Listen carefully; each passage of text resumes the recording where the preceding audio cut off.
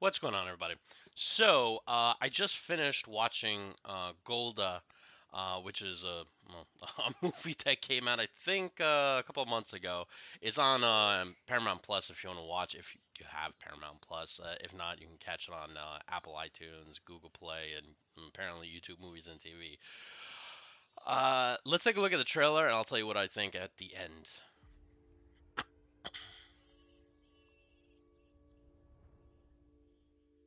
Four, three, two, one.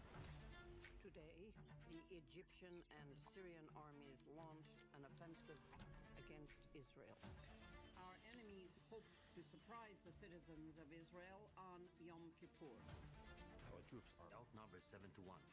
If the Arabs reach Tel Aviv, Israel will be wiped off the map.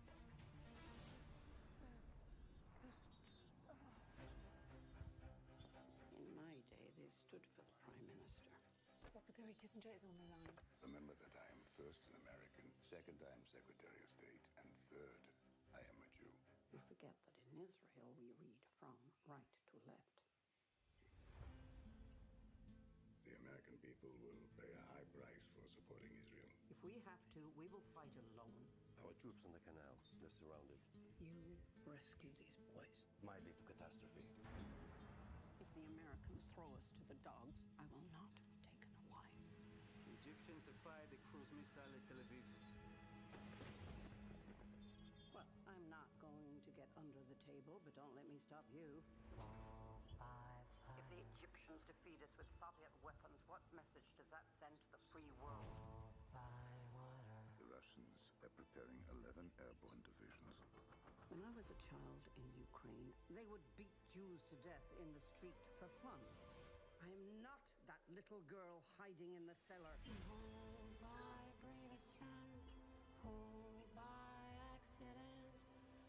know how many people died? All those boys.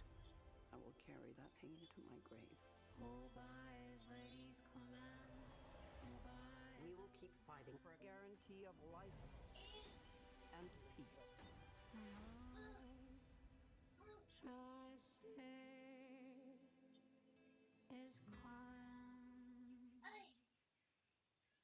So I just wanted to say about this movie, it was really good, like really good. There were so many tense moments, obviously, because a war is going on, right? Um, but it was something that made me reflect on how dire the situation was in Israel during this Yom Kippur War. Uh, and what's interesting is, they've in the intro of the movie started with like, the state of Israel was born 1948, I believe it was 48. Then they were attacked by Egypt, Syria, and a bunch of other nations. And they survived that. Then I believe there was the 7 Days War, which was only a couple of years before this. And then they had the Yom Kippur War, which again, they were attacked. And you feel this sense of desperation of like being attacked around all sides. And there was this part here. Let me see if I can find it. Yeah, right here. This is the Battle of the Golan Heights. And what's really amazing, I think this should honestly win. Whoever did the sound and audio for this, it really is amazing. You, they have like, I don't know if they pulled it from real historical archives, but they have what have Golda Meir having headphones on a few times, and you can hear the battle going on and the soldiers in the field screaming, and then you hear Egyptians on overrunning their position and talking, and you could hear the sounds of war, right? The voices of war, and you can see how it affects Golda, uh, who I believe I don't know who she's played by, but it's a famous actress. Uh,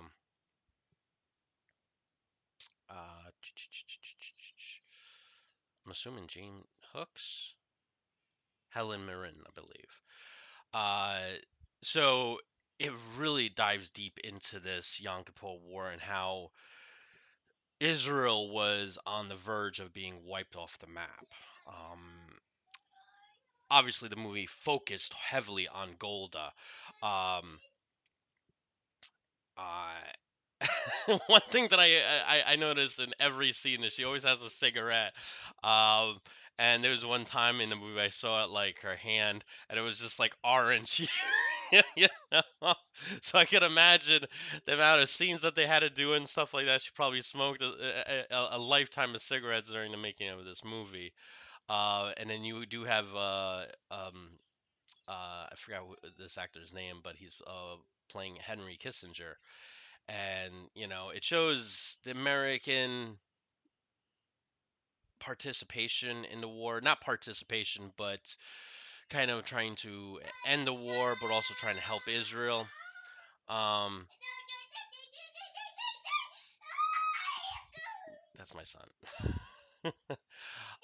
But it's really, really. I would say that of all the movies that I've seen, of that focus on historical figures. I mean, Napoleon being one of the recent ones. This beats Napoleon hands down. Which probably and Napoleon I think was like $200-300 million. I don't think the budget for this movie was. Oh, it only did $5.8 million. Um, that's not a lot. This should have actually probably made more than that. I would say this is they got 52% critics on Rotten Tomatoes. The film was described as typical Israeli propaganda in Arab news and Middle Eastern modern. I wouldn't say that. You know, I'm not gonna get into politics. I'm not gonna go into who's right, who's wrong. Their own, they were attacked and had to fight for their lives again. 1960s, they had a 7 Day War, right, where they had to fight for their lives again. Then the Yom Kippur War, where they had to fight for their lives again, right? So, you know, to me, it always makes me think like, people will say this and say that about, Israel. But when you look back and you start reading history, and I know some people are going to disagree with me, and they're going to be like, well, you got to understand it from this perspective, and you got to go all the way back to World War I on this. Um, what I've read about Israel, um, and going before even World War II and before the birth of the actual state, I felt like always being attacked, right? Even in college, I remember, going through early human history, back to the Romans, even before that to the Greeks, and how the Israelis, the Jewish people were used as an excuse for this happening or this happening. Um, I'm not gonna address current events, but this movie by far, um, and her performance was incredible. Um, Definitely outdid Joaquin Phoenix's Napoleon by far. Um, and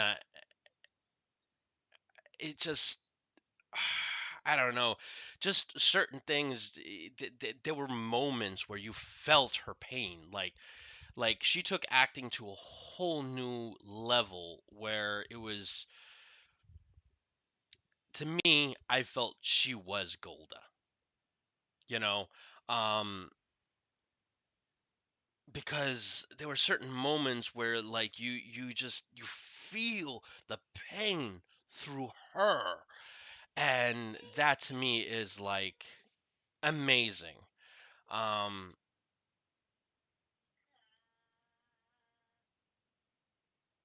it's just something, and then you also learn other things about Golda Meir, which I did not know that she was going through radiation therapy at the time, right? And then there's also the ending, which was kind of sad.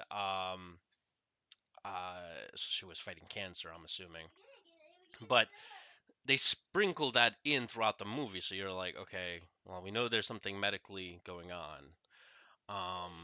How bad it is, you find out at the end. Um, and then there was this part right here which had so much symbolism, right? Happened in the beginning of the film, right? And you have, I don't know what these crows or birds or whatever, right? And they're flying in the air, and then they go into the I don't know, the fireplace thing, and they go right in there. And at the end of the movie, and it's so dramatic, not dramatic, but like the camera goes in, and you see all the birds dead on the floor, right, of the Israeli headquarters or whatever it was, and it just kind of gives you kind of like an analogy of the movie. Like you have these invaders from the sky, from outside the home, that have tried to breach the house, right, and died. Um, so yeah, it was an incredible film. I highly recommend watching it. It's on Paramount Plus. I definitely, if you don't have Paramount Plus, I would definitely highly recommend just renting the movie for $6. It is definitely definitely worth a watch. There's not a moment in the movie where I was not like on the edge of my seat, basically. Like I was not bored during this movie. I wasn't like, all right, can we move on? Nothing, and that happened numerous times in Napoleon, numerous times. Um, uh, but and then they mix certain things like obviously this it was a real broadcast.